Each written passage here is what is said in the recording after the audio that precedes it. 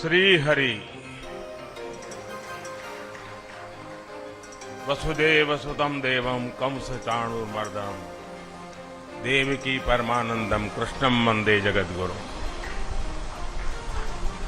उत्तर प्रदेश के राज्यपाल आनंदीबेन पटेल, मुख्यमंत्री श्रीमान योगी आदित्यनाथ जी,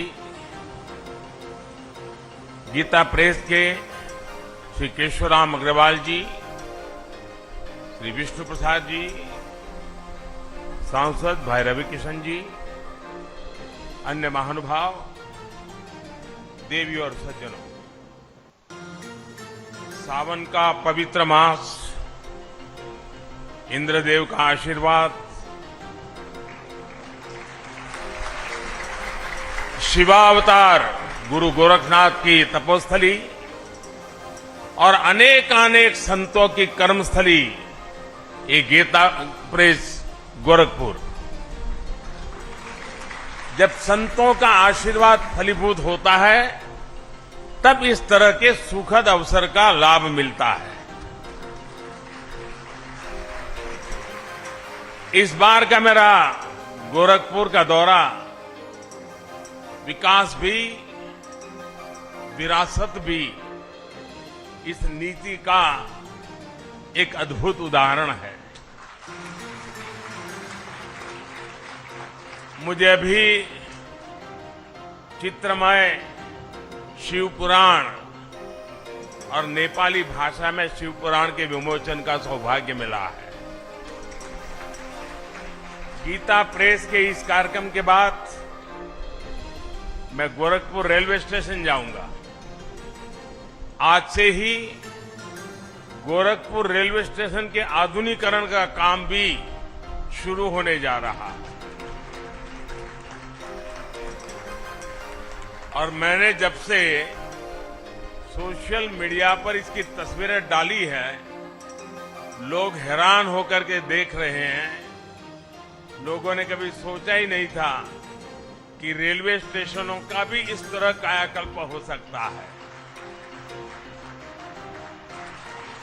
और उसी कार्यक्रम में मैं गोरखपुर से लखनऊ के लिए वंदे भारत ट्रेन को हरी झंडी दिखाऊंगा और उसी समय जोधपुर से अहमदाबाद के बीच चलने वाली वंदे भारत एक्सप्रेस को भी रवाना किया जाएगा।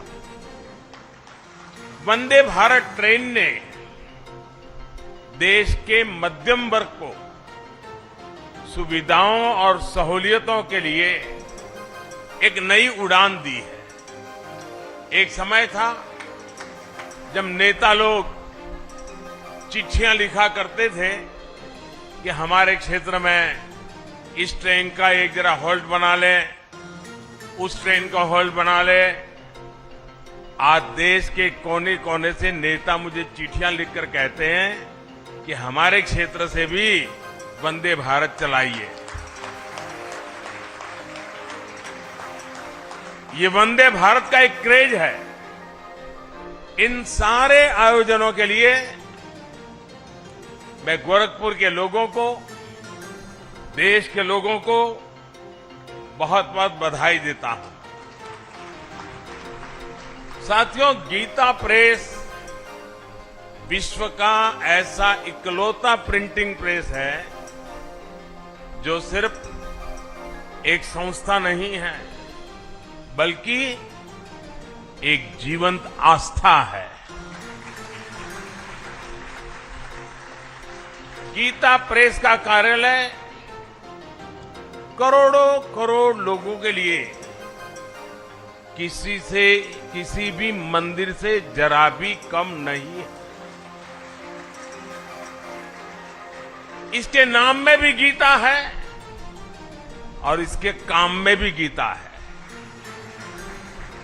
और जहां गीता है वहां साक्षात कृष्ण है, और जहां कृष्ण है वहां करुणा भी है, कर्म भी है, वहां ज्ञान का बोध भी है और विज्ञान का शोध भी है। क्योंकि गीता का वाक्य है वासुदेवः सर्वम्, वासुदेवः सर्वम्। सब कुछ वासुदेवमय है, सब कुछ वासुदेव से ही है, सब कुछ वासुदेव में ही है। भाई और बहनों, 1923 में गीता प्रेस के रूप में यहां जो आध्यात्मिक ज्योति प्रज्वलित हुई, आज उसका प्रकाश पूरी मानवता का मार्गदर्शन कर रहा है। हमारा सौभाग्य है कि हम सभी इस मानवीय मिशन की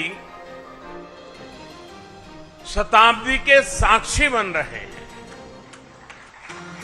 इस ऐतिहासिक अवसर पर ही हमारी सरकार ने गीता प्रेस को गांधी शांति पुरस्कार भी दिया है।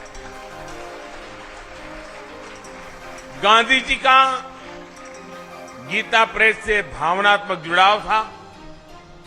एक समय में गांधी जी कल्याण पत्रिका के माध्यम से गीता प्रेस के लिए लिखा करते थे और मुझे बताया गया कि गांधी जी ने ही सुझाव दिया था कि कल्याण पत्रिका में विज्ञापन न छापे जाएं।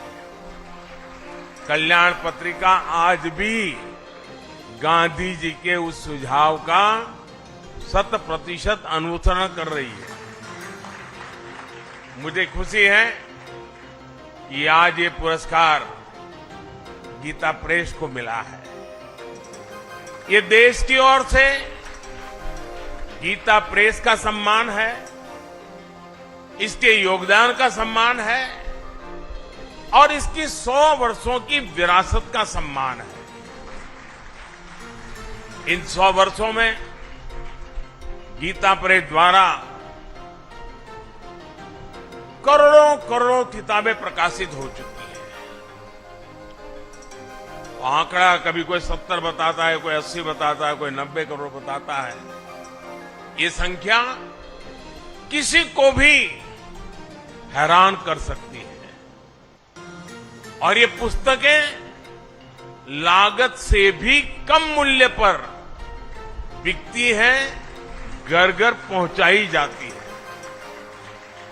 आप कल्पना कर सकते हैं इस विद्या प्रवाह ने कितने ही लोगों को आध्यात्मिक बौद्धिक तृप्ति दी होगी, समाज के लिए कितने ही समर्पित नागरिकों का निर्माण किया होगा। मैं उन विभूतियों का अभिनंदन करता हूं जो इस यज्ञ में निष्काम भाव से बिना किसी प्रचार के अपना सहयोग देते रहे हैं।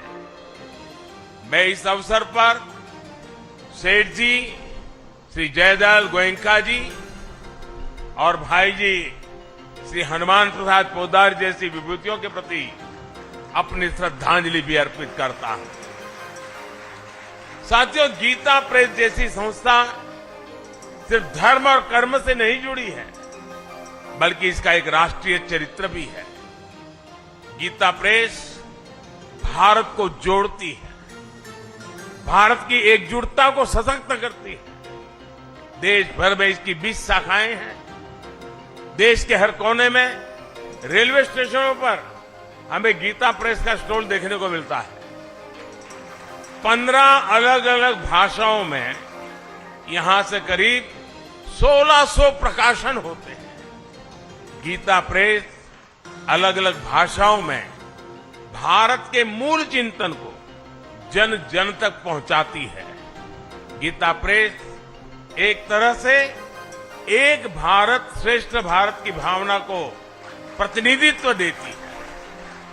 साथियों, गीता प्रेस ने अपने 100 वर्षों की ये यात्रा एक ऐसे समय में पूरी की है जब देश अपनी आजादी के 75 वर्ष मना रहा है।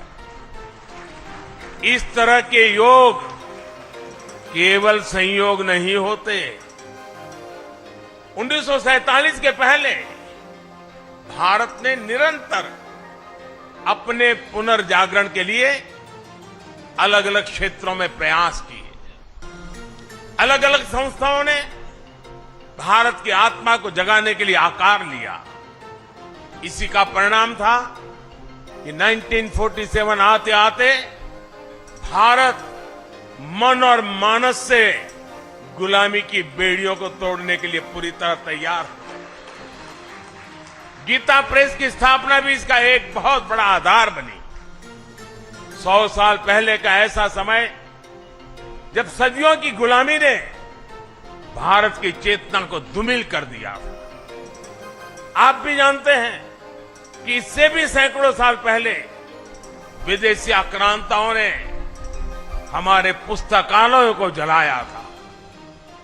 अंग्रेजों के दौर में गुरुकुल और गुरु परंपरा लगभग नष्ट कर दिए गए थे। ऐसे में स्वाभाविक था कि ज्ञान और विरासत लुप्त होने की कगार पर थे।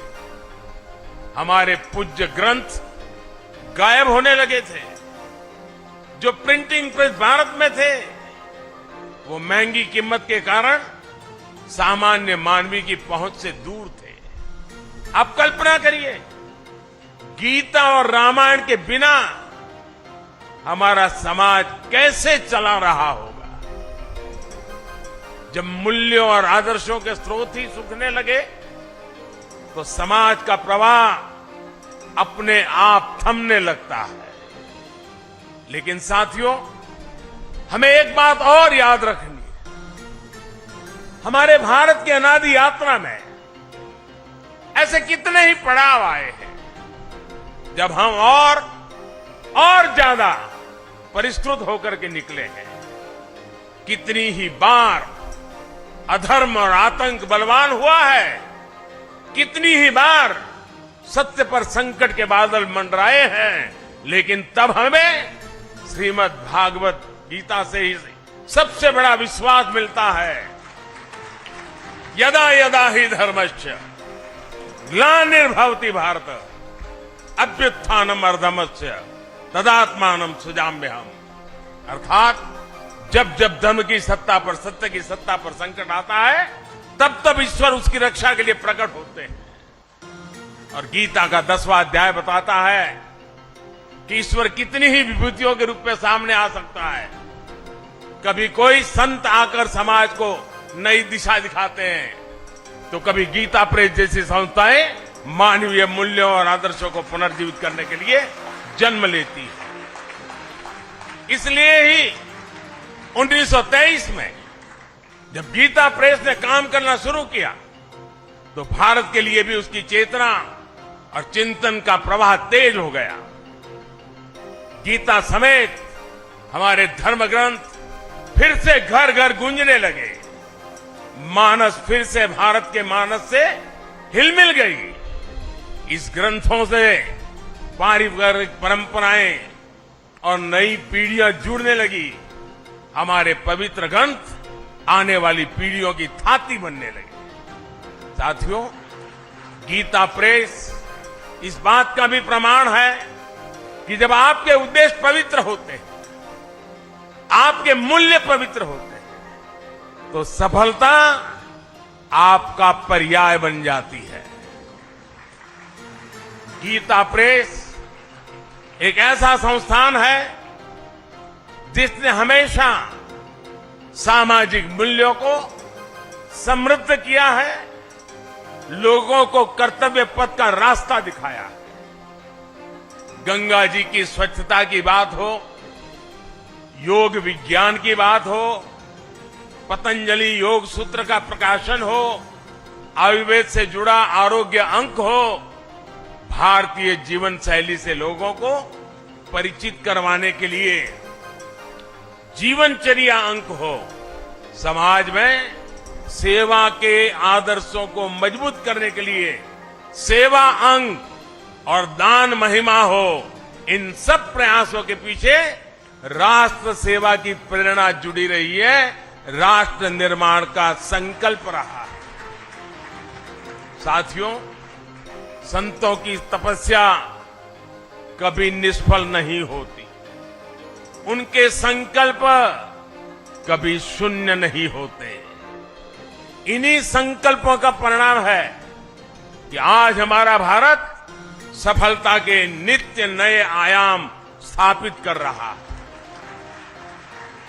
मैंने लाल किले से कहा था, और आपको याद होगा, मैंने लाल किले से कहा था कि ये समय गुलामी की मानसिकता से मुक्त होकर अपनी विरासत पर गर्व करने का समय है। और इसलिए शुरुआत में भी मैंने कहा, आज देश विकास और विरासत दोनों को साथ लेकर चल रहा है।